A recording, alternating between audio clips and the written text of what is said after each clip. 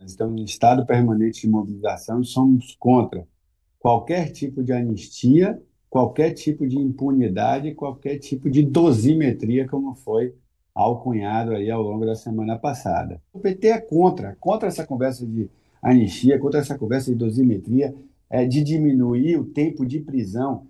Eles têm mania, eles que eu estou falando aqui, a direita, a extrema-direita, de manipular a opinião pública é, através, digamos assim, de sentimentos.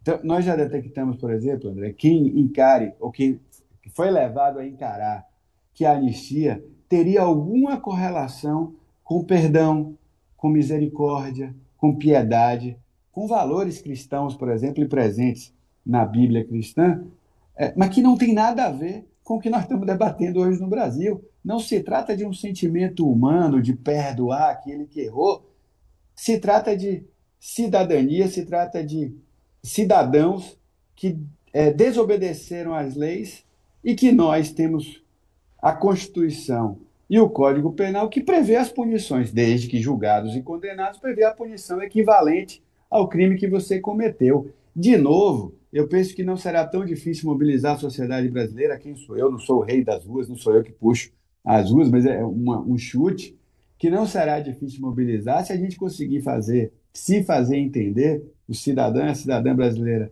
e entender que se trata de mais uma manobra para garantir privilégios. Por quê? O pobre que é condenado por seus crimes menores, não há mobilização, não há tentativa de anistia, não há tentativa de dosimetria, não há tentativa de reduzir a sua pena ou o seu tempo de prisão. Aí, quando poucos poderosos, alguns generais, um ex-presidente da República, pela primeira vez em 525 anos de Brasil, pela primeira vez em cento e poucos anos de República, são devidamente julgados, condenados e presos, aí o parlamento vai se mobilizar para diminuir a pena, está errado.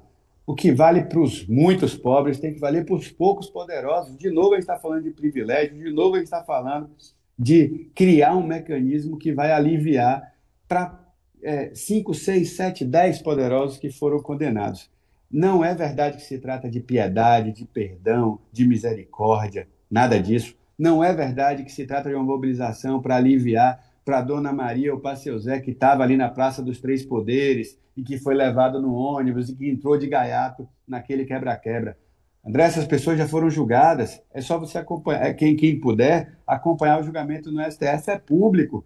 900 e tanto, mais de 1.000 pessoas já foram julgadas, tiveram penas muito reduzidas, porque o papel delas era insignificante ou absolutamente secundário nesse processo.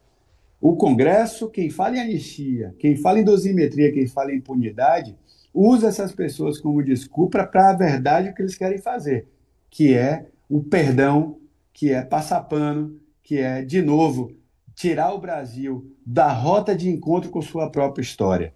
Nunca nesse país, gente tão poderosa e que articulou contra a nossa democracia e que tomou o caminho do golpe militar foi devidamente julgado e preso. Não é dessa vez que a gente já deu esse salto que nós vamos deixar o Brasil andar para trás.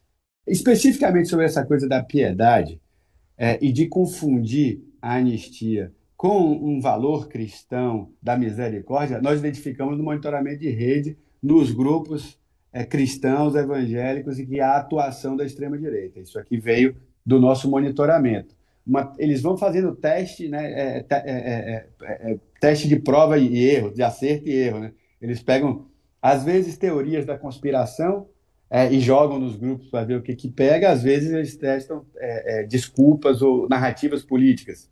Uma dessas tentativas de narrativa que nós nos deparamos no nosso monitoramento foi isso, era mobilizar quem tem inspiração ou formação cristã ou professa a fé cristã no Brasil, quem está falando, eu sou um católico, de manipular, de tentar confundir o debate que é político, né, que sobre a nossa república, que é histórico, que é social e que é penal, nós estamos falando de uma ação criminal, de uma ação criminosa, inclusive com planejamento de assassinato de adversários. Nunca é de menos falar sobre isso, nunca é demais falar sobre isso. O presidente Edinho está certo, em todas as entrevistas ele diz que nós temos que lembrar que essas pessoas, André, planejaram matar quem havia vencido a eleição. Imagina se o STF não condenasse essas pessoas, ou se agora o Congresso Nacional diminuísse suas penas ou desse qualquer nível de anistia. O que estava liberado, o que estaria liberado, culturalmente liberado, politicamente liberado, é o faroeste. O que estaria liberado é a terra de ninguém, ou seja, qualquer um que perder a eleição para vereador, para prefeito, em qualquer cidade do Brasil, estava culturalmente, estava politicamente, culturalmente ou politicamente liberado para planejar o assassinato dos seus adversários, daquele que ganhou as eleições. Imagina o risco, o abismo social, político eleitoral que o Brasil seria submetido. Então, nós detectamos isso, a tentativa de confundir ali o eleitorado, manipulando, dizendo que se tratava assim, de uma benesse, assim, de uma ação de bom coração para diminuir essas penas. Não se trata disso. Se trata de golpe, se trata da história do Brasil se repetindo e se trata da gente alcançar a maturidade nossa, a maturidade enquanto república.